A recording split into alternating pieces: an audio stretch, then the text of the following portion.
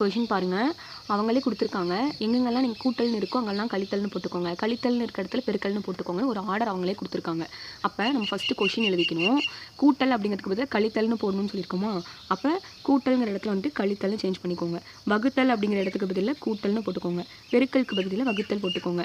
இப்போ நம்ம வந்து இதை சால்வ் பண்ணணும். கொஷினில் கொடுத்துருக்கிற ஃபார்மேட் வந்துட்டு ஒன்று. அந்த கொஷினை ஃபஸ்ட்டு எழுதிக்கோங்க. எதை எப்படி எப்படி சேஞ்ச் பண்ணணும்னு சொல்லியிருக்காங்கன்னு எழுதிக்கோங்க.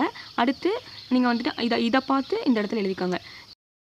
நாம் இந்த ஈக்குவேஷனுக்கு வந்துட்டு போட்மாஸ் ரூல் யூஸ் பண்ணுவோம். ஏன் அப்படின்னா இதில் கழித்தல் கூட்டல் வகுத்தல் எல்லாமே இருக்கா, எதை நாம் ஃபஸ்ட்டு பண்ணணும்னு பார்க்கணும். அப்போ அதுக்கு தான் வந்துட்டு இந்த போட்மாஸ் ரூலு.